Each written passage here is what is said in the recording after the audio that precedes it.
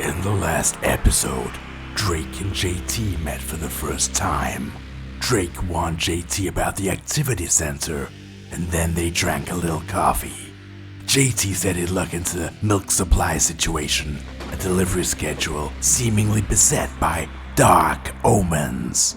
Join us now for the latest installment of Drake and JT at the Paranormal Activity Centre. Myrtle's Moreland Dairy, is that worse? JT shouted from the back of the office. He held a faded card from the Rolodex between finger and thumb, like it might develop an urge to bite him. There's not even a phone number, just an address. The address was written in fine cursive handwriting that no human under the age of 30 could ever read, let alone reproduce. It just said Myrtle's Moreland Dairy, Lost End, Moreland Hill near Port Mevin. No website, no QR code, not even a fax. JT glanced over at Drake, who was sipping his coffee and trying to look nonchalant, as if he hadn't just warned him of what seemed like an impending adventure. JT wondered if this was some sort of reverse psychology, or maybe him figuring out it was reverse psychology was actually the real reverse psychology. And then his head hurt, and he remembered his hangover with a groan. Are you sure you don't have an email for them? Drake shook his head without looking up. They've got a barn owl with a pretty solid work ethic. That's about it, fella. JT rolled his eyes whilst deciding on his next step, and then asked, Alright, is it okay if I take the works van? Drake paused mid-sip.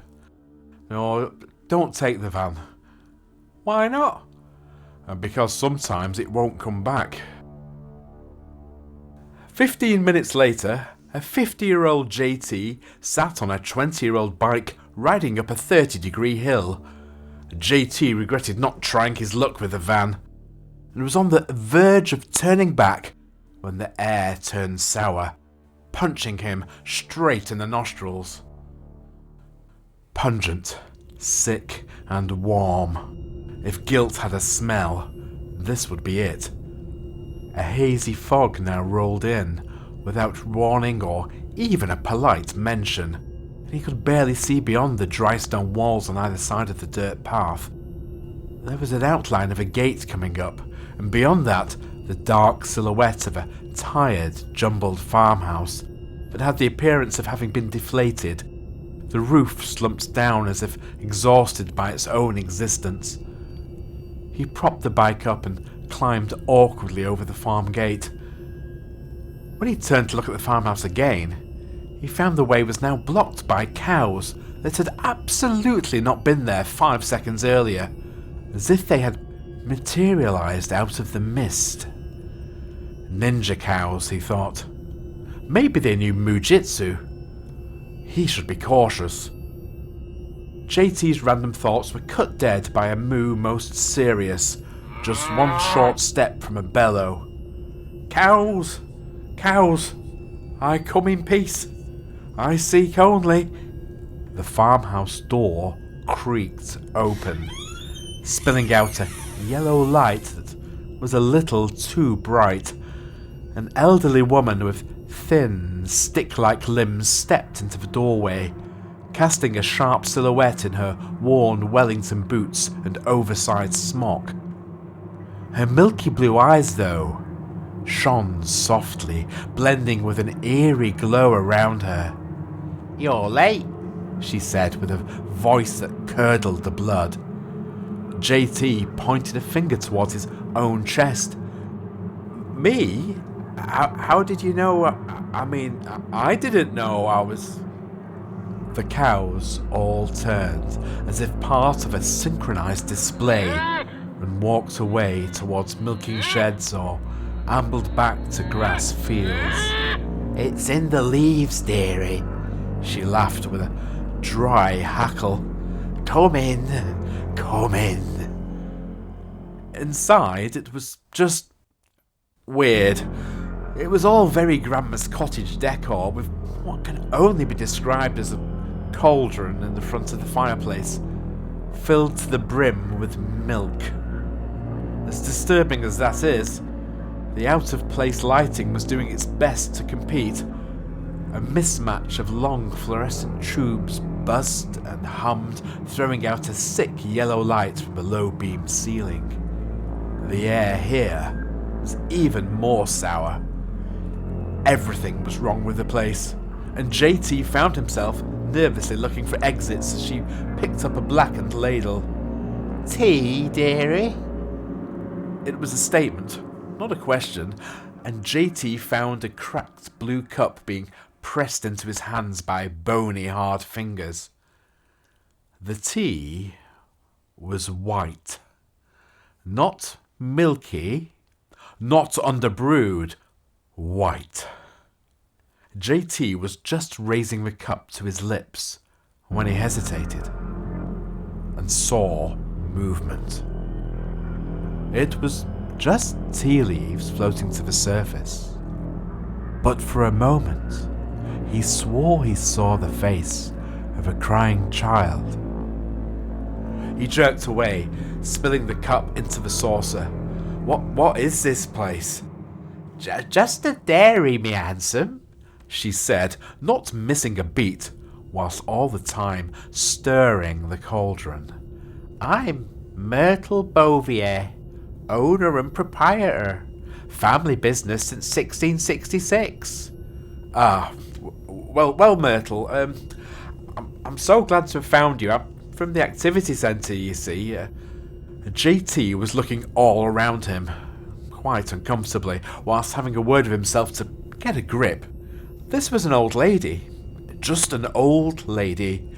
Bad lighting and terrible, terrible tea. "We're just having some issues around Miss Milk delivery. Milk going sour, instructors going sick, excess howling. I thought I'd, check the supply train." Myrtle coughed wheezily into a handkerchief. Yeah. Ley lines must be down, and the moon's in Gorgonzola. Plus, Janet's been acting up again." "Janet?"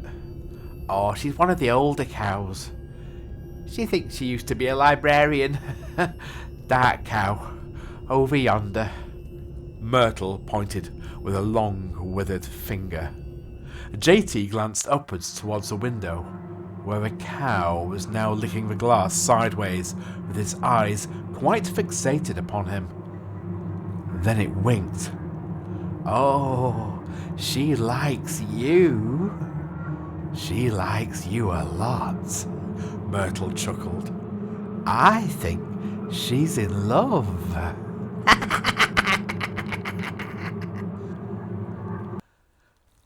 JT's capacity for weird finally reached its threshold. "Right, thanks for the tea. I got to, speak soon," he said, edging for the door before more cows returned. "Oh, you'll be back," Myrtle said, turning to face her steaming cauldron of milk once more. "They always come back." But JT didn't hear her. He bolted straight out of the farmhouse door, dodged at least 3 cows trying vigorously to lick him, and then vaulted over the gate to land squarely on his bicycle. The bicycle which he now pedalled furiously to make his escape downhill. A single moo followed him, then another, and another. Long, distant, and hungry. Meanwhile, a couple of miles away, in the relative warmth and safety of Port Medon Activity Centre, Drake looked up suddenly from a crossword puzzle he was doing. Though it was faint, he heard the cow's cries carried on the wind. With a shake of his head, he sighed and looked at his next crossword clue. 7 across. A bovine omen. 3 letters. M-O-N.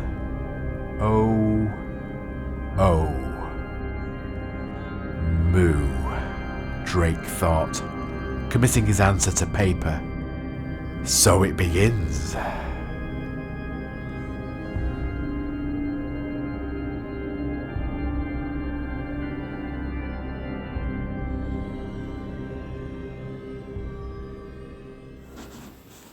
So that's the end of a second episode of Drake and JT at the Paranormal Activity Centre. Drop us a like, share, subscribe. I hope you're enjoying this. I think it's found its legs in that second episode. I am writing episode 3 and I'll catch you on the next one.